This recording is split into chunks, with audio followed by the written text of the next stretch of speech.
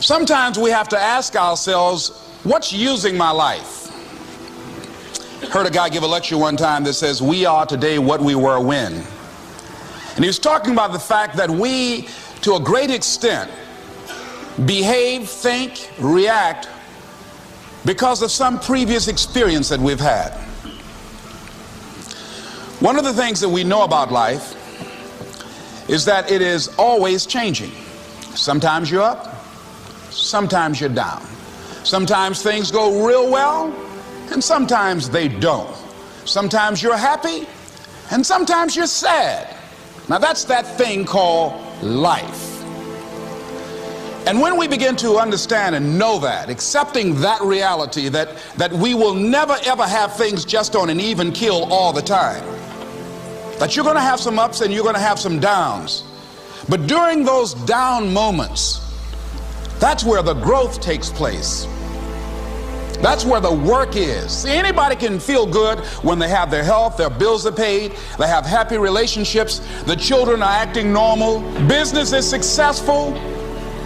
Anybody could be positive then. Anybody can have a larger vision then. Anybody can have faith under those kinds of circumstances. See, but the real challenge of growth, mentally, emotionally, and spiritually, comes when you get knocked down. Somebody said that adversity introduces a man to himself or a woman. How you handle it, that's where the growth takes place. When I was facing some challenges, I had a guy say something to me, and I suggest this is one of the first things that you want to do when you're facing a challenge. You want to get unstuck. Evaluate where you are. Look at it. Assess yourself. Assess yourself and assess the situation. What brought you there? What role did you play? Earl Nightingale had a saying I like. He said, all of us are self-made, but only the successful will admit it. What has brought you to this point? What did you learn from it? Are you learning anything, or are you doing it over and over and over again? Somebody said that insanity is doing the same thing in the same way, expecting a different outcome. Are you going through it, or are you growing through it? Are you bigger and better because of it? Because it's not going to leave you until you grow through it. I was going through a major challenge in my life that was wearing me out, that was using me. And one of my students told me in a class that I was teaching, Lessons in Truth, she said, Les, until you handle it with grace, it will stay in your face. The challenges of life. How do we get stuck? A friend of mine went through a divorce. My best friend. He had a wife that did not love him as much as he loved her. It was his first real true love. He was a very religious man. Did not believe in divorce. He made a mistake, and he paid for his mistake with a lot of pain, a lot of tears. And there came to a point where he knew he should have gotten a divorce, but he was stuck. He was stuck in something called revenge. He said, she's made me so miserable, I'm going to pay her back. He was stuck. And he stayed in there longer than he should have, because it began to attack him. It began to affect him psychologically. And as a result of that, when he eventually did get a divorce, he took that same attitude to other relationships, looking for something to go wrong. He was burned so badly, he did not want to risk pain again. He was going in relationships trying to avoid pain. When it became too close, he would do something to make sure the relationship did not work. He would always try and find something wrong with the person, because there are no perfect people. So if you look for it, you can find it. He was stuck in revenge. Another friend of mine, working on a job, loved the company very much, expected to retire there. And one day they called him in the office, asked him for his badge and identification, called the security man up, walked into his desk, told him he was fired and he had to leave then. He was devastated. And if you came anywhere near him, he will tell you his story, as we all have stories. Even when he got a job, he went on the job telling anybody who would listen how they fired him unjustly. And he always ended with, it wasn't fair. Life isn't fair. Life just is. It's not fair that birds eat worms, and they do. So we can't even deal with what's fair. But he's stuck in the fact that it's not fair. I don't deserve that. They were wrong. I used to be a state legislator in Columbus, Ohio. During the break, we used to go out on the front lawn of the Ohio legislature, at the Capitol there, and observe people as they came by. There was one particular person that all of us knew.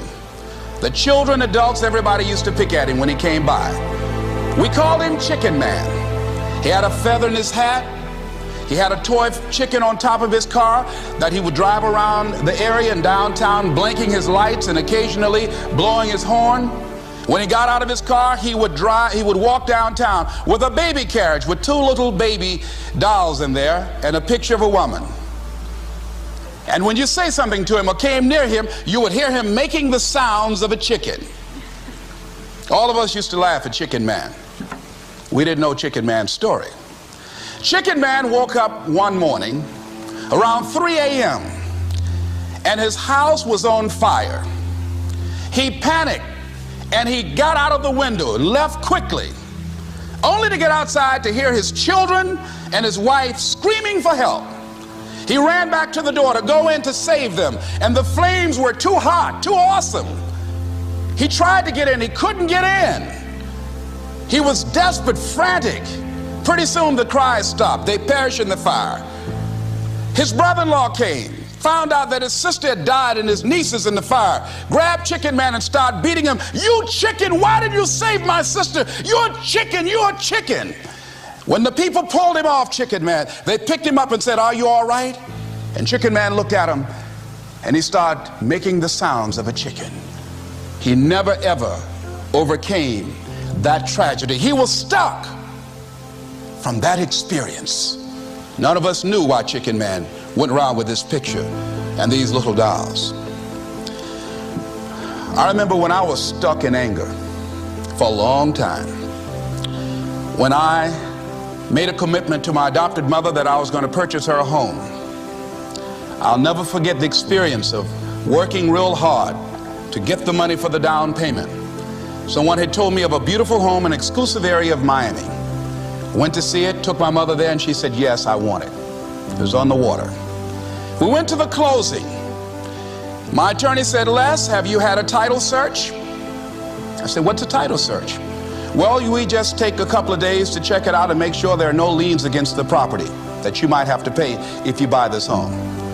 The guy who was there selling me the house, he said, "Listen," he said, "the only reason that I'm selling you this house and selling it at a loss is because I admire the fact that you want to purchase this house for your mother. I have another guy who will give me substantially more money, but I like you. And I've got to get back to Philadelphia. Now, if we cannot consummate this deal now, then the deal is off." I said, "There are no liens against the property?" He says, "No, of course not." I looked at my attorney. I said, "I believe him. I'll sign." She said, "Mr. Brown, I'm not questioning his honesty." She said, "But business is business." I signed that contract. And we had a big celebration. Everybody in the neighborhood was talking about Leslie coming home, one of the twins that Mamie adopted, to buy her a home. Child, isn't that nice?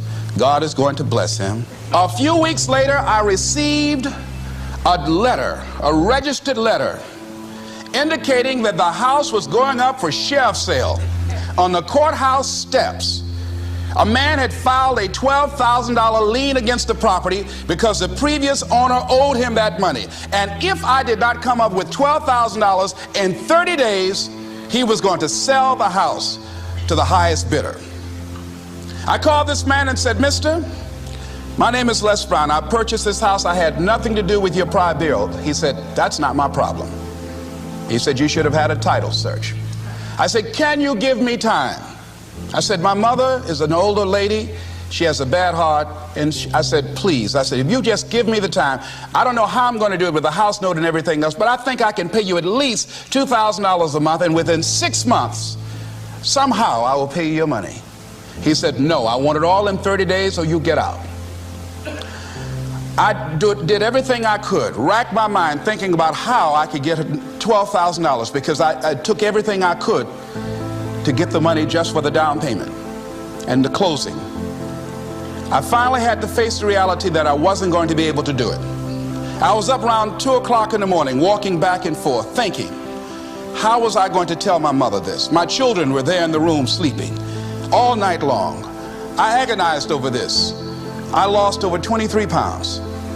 Pretty soon I went in the room where my mother was sleeping, and I said, Mama, I got down on my knees by the bed. I said, Mama, I got to talk to you. And she said, what's wrong? I said, Mama, I said, we got to get out the house. I said, in my haste to buy the house, I made a mistake. She said, that's all right, baby. I didn't like this house anyhow.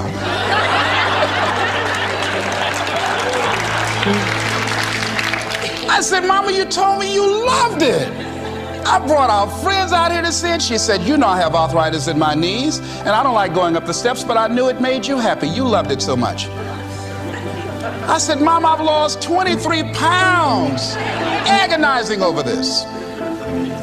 Well, we had to pack up and go back to the old house down the street from Northwestern High School in Liberty City. All those neighbors who came out and saw us leave, those neighbors were there as we were coming back. We went in the house, the roaches were playing cards, saying, come on in and take a hand. I was wiped out. I was embarrassed and humiliated. Words cannot encompass the symbolism of what I felt. I remember when I was unloading the furniture and I began to cry. My sister came by. You know you didn't have any money to buy no house, Mr. Big Time. Hadn't given me a quarter. You know Mama got a bad heart. Now y'all back where you belong. As I was crying and my head down, taking furniture in, my mama said, hold your head up. I said, Mama, I just feel so bad about this, Mama. She said, hold your head up and dry your tears. You have nothing to be ashamed of. And I did, as we unloaded that furniture in that house. For several weeks, I was numb. I was immobilized with anger. If I had seen that guy, I was thinking about flying to Philadelphia. I had all kind of dreams about him. And I didn't want to hit this guy here. Hitting would have been too good for him. I just wanted to just grab him and just bite him. They'd have found him. They say, well, we found this guy just chewing on him. Beating would have been too good for him. I'd have just bit him every time he... I'd have been like a Doberman Pinscher. Yeah? God would have said, I thought I made everything, but I don't know where this came from. I was reading a book on forgiveness. And they had a line in there that says, forgive and grow. I had to let that luggage go. You see, your mind is you know, when you go into a service station to get gas, you don't go in there and just start pumping. When you push the lever up, it clears the previous bill. By the same token, if you want to begin to move, you've got to clear your mind of all the unnecessary luggage and baggage that's weighing us down. I couldn't move, I couldn't think about what am I going to do to get out of this situation, because I was so concerned about what happened and what he did to me and how bad it was. I was so stuck in that I couldn't even focus on what I should have done. Feeling sorry for myself and angry, and none of that was taking me anywhere. So pretty soon I learned through effort, made a conscious, deliberate, determined effort. I had to let it go. I had to forgive it. Let it go and begin to focus on developing myself. And I say to you, you're going to have people to do things to you. Things are going to happen to you. And the most important thing to do is to harness your will and let it go and move so you can grow, so you can get on with your life.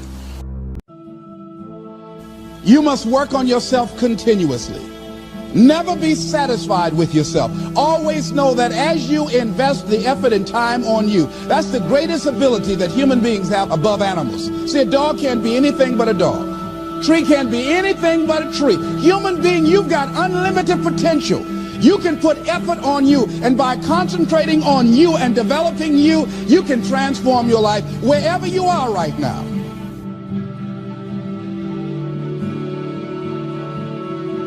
And as you continue to work on yourself, you will begin to expand your vision of yourself. You'll begin to work towards self-mastery.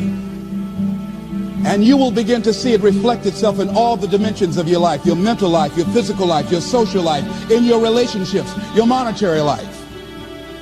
So concentrate on developing yourself. The next thing is develop a health plan. See, you can't feel well and do well if you don't have good health. You can't perform if you don't have your health. Your health is valuable. Develop a health plan. A plan that you will follow, because this is the only vehicle that you have to carry you through this experience called life. And you want to take good care of it because you love you enough. You care enough about you. And that's not easy. It is not easy having a health plan and sticking to it. You want to live life with energy and passion. You want to make a conscious effort to be lively. You want to be happy. You got a lot to be thankful for. So you've got to learn to stand up to yourself inside yourself and short circuit, override that conversation that's always going on. 85% of what that conversation will tell you is negative. It's negative. It will tell you you're tired when you really are not tired.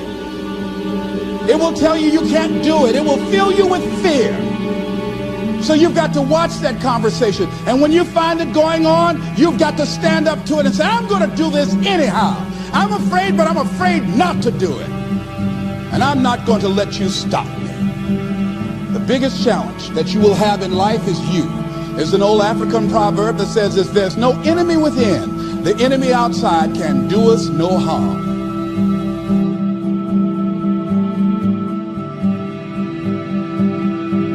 What do you want? What gives you your life?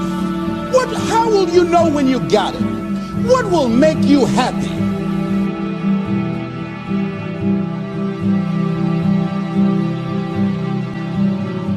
You need to know. You need to start asking yourself some questions. What do I really, really, truly want? And you need to be exact about that.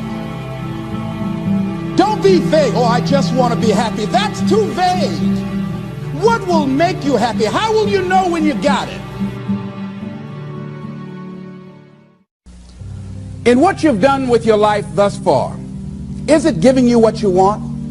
Is it giving you what you want? When you look toward the future, when you look at all that's going on out here, is there some place within yourself you say, hey, I know I need to be out there in that arena. I know I can do more than what I've been doing. I know there's some great music that I have within me that I haven't brought out here yet. Is that something that you begin to look at within yourself? So I used to do that, and I used to go to big rallies and see guys up speaking when I wasn't courageous enough to go out there and say, hey, my name is Les Brown, the motivator, Mamie Brown's boy, I want to talk. I would never do that. I'd just be back there looking at them and wanting to get their autograph and would say, can I meet you, Mr. Wiggly, or can I meet Mr. Zig Ziglar? Please tell him, who are you? Oh, Les Brown. Because I felt within myself I was a nobody. So who am I to go talk to these guys and go get their autographs? I like to do what you do.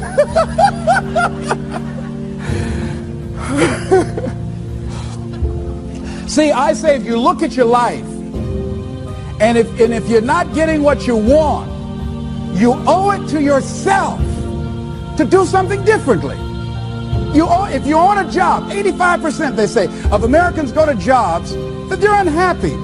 If you're doing something 8 hours a day that you don't like, it's not giving you what you want, it's not giving you a strong feeling of satisfaction and fulfillment, you're miserable, you hate to go there, you're depressed just thinking about it, you sing the Thank God It's Friday song every week,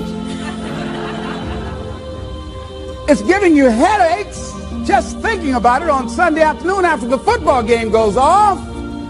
if that's what it is, you owe it to yourself to start strategically working to change directions.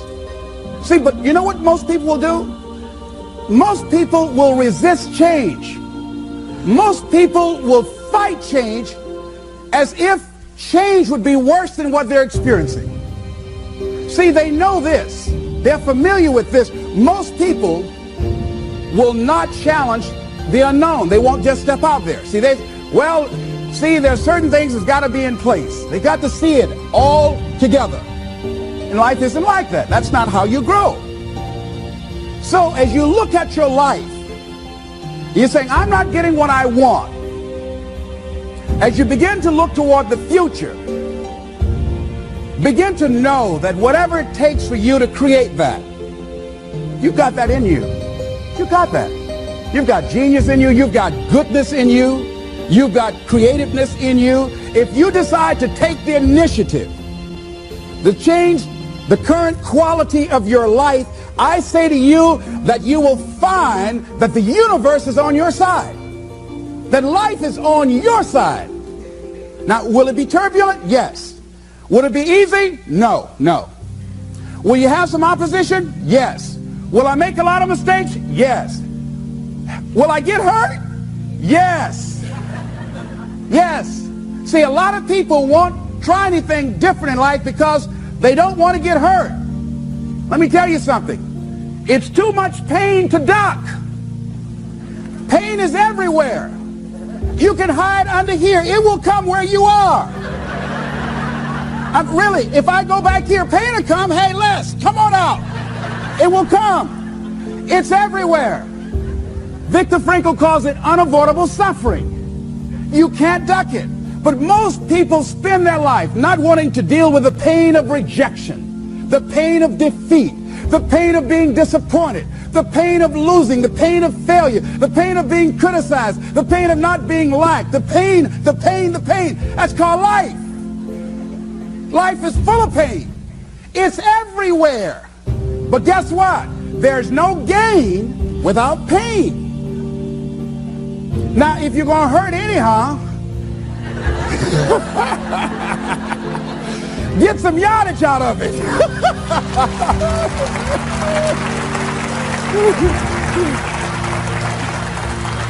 Because it's the pain of regret that you experience. If I had it to do over again, that's a pain. Don't you know that's something? When you know, I was in a seminar once and this lady stood up. If I had my life to live over again, she talked about all of the things that she would do. And you can feel the pain of regret in her voice. The pain of regret. She still experienced pain. She was trying not to experience the pain of defeat, the pain of disappointment, the pain of loss, the pain of lack of support. And she still experienced pain. It was right there. We can't get around it.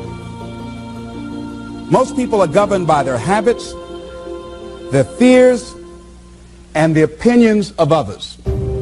A lot of people never try anything differently because they have been convinced by people in their lives that they value that they can't do it.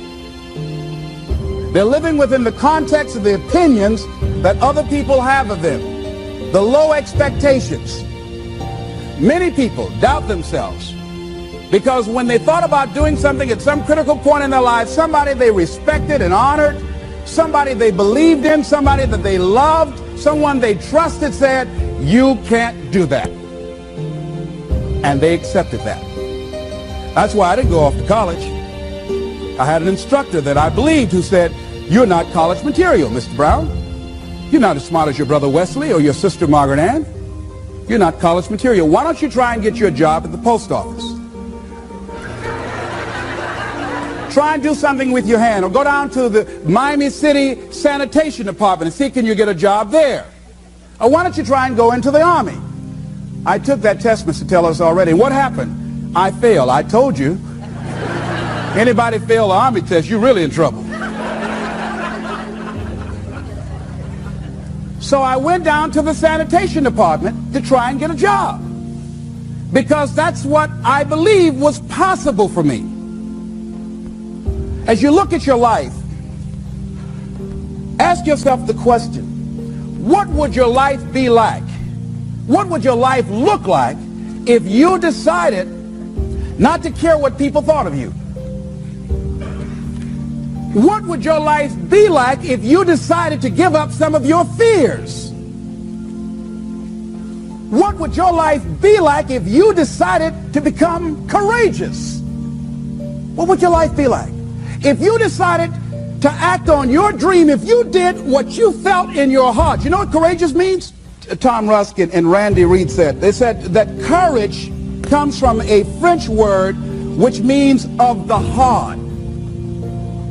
How does it feel to you? He says it's courage, you know, it takes courage to live. Says most people go through life not allowing themselves to step out because they don't want to let go. They don't want to be blown around. They don't want to be moved. The courage to face life's whirling wind of contradictions. The courage to love yourself. The courage to love. For years, I was afraid to love. The courage to take a chance. The courage to be who you are. He says courage isn't for somebody else, for medals, applause, or moral debts. Courage is what at that moment feels most right for you. Not just situational ethics, but what feels right in your heart. The word of the heart. What feels right in your heart. One great philosopher says, cowards die many times before their deaths. The valiant never taste of death but once. What does that mean? The valiant people aren't afraid? No. It means that they experience that fear and they move forward. They move forward anyhow. Many people are dead now. Many people are allowing their dreams to die. Many people are allowing their ideas to lie dormant and collect dust. Many people have all this talent and ability that they are allowing to be buried inside of them, that they will take with them to their graves because they didn't have the courage to be who they are. And I say, as you begin to look toward the future and manifesting your greatness, it's going to take everything in you, that your life deserves the concentrated effort to begin to look at how is it that I can express more of me? How is it that I can bring my ideas out here now? How is it? And start living with a sense of urgency, because you're here today, you're gone today. Life is unpredictable. It's uncertain. There are no guarantees. No guarantees out here at all. So holding back, what are you waiting on? Ask yourself, what's the benefit of your waiting? What's the benefit of your not living your dream? What's the benefit of not listening to yourself? Oh, please, listen to yourself. You know the feelings. If you start listening to the feelings in your heart, and I'm doing it now more every day, I find that my feelings, I can trust them. And I say to you that as you look toward the future, you look at life on a daily basis, if there's something that you have been given, if you've heard something within yourself that you know that what you're doing now doesn't fit for you, it doesn't work for you, it's not giving you what you want, and there's something else that you want to do, don't allow that inner doubt in you to talk you out of it, to build a case on why you can't have it, to tell you why you're not good enough. You ignore that inner voice and all of the external voices. Don't judge the possibilities for what you can do based upon the circumstances, because the circumstances won't determine who you are. Don't determine what you're able to do based upon your resources. Don't determine what's possible for you based upon where your life is right now. Where your life is right now is not you. That's just what it is right now. But the possibilities for you are unlimited. If you're in a rebuilding process, it's unlimited. If you're coming back from adversity and devastation, it's unlimited of what you can do. That's the capacity of human beings. It doesn't matter how many mistakes you've made. It doesn't matter how many flops you've had. It doesn't matter how much money you've lost. In fact, I see it only as an investment of what you learn from life. Not losses, but investments of what's possible for you. And I say to you that once you start listening to yourself, and as you begin to act on your dream, as you start just trying to find your way, doing what you can with what you have, you will start seeing things opening up for you. You'll start attracting people. You say, where'd they come from? Things will start coming together, clicking for you. You say, whoa. You start brainstorming. Ideas will come out of nowhere as you focus on it. The key to it is to begin to focus on what it is you want to do. Why, Les? Why is that important? Because as you focus on that which you want to do, that which we focus on, that which we give our energy to, it will begin to multiply. It will begin to expand. It will begin to develop your consciousness. And out of that comes your greatness. Out of that comes a commitment. Out of that comes a passion for life. Out of that comes a special power that you have in you that you haven't even called on yet. See, the powers that we have will never reveal themselves if we don't challenge them, if we don't put ourselves in a position where we have to use them. So one of the most important things is reading a book that's a really interesting book called Instant Millionaire, and the guy said, put yourself in a position where you can't retreat, where it's do or die, sink or swim. Here's what you'll find out. You'll develop incredible swimming skills. Or swallow half the pool of life. You'll find yourself stroking unlike you've ever seen before. Through the inspiration of desperation, you'll become more creative than ever before. So what is it? How do we handle that whole piece? Throw your whole self into it. See, most people go at it tentatively. They don't give all their stuff. They don't concentrate. They don't put everything they've got in them. One guy wrote a book called All You Can Do Is All You Can Do. And all you can do is enough. But he said, make sure you do all you can do. And if we're honest this evening, we know that we haven't done all we can do. So as we look at the future, we can decide that from this day forward, as I look at my personal relationships, if I look at my professional relationships, if I look at my family relationships, as I look at all the dimensions of my life, looking at myself mentally, emotionally, and spiritually, I'm going to do all I can do to develop me, to bring my talent out here, to make a contribution to life.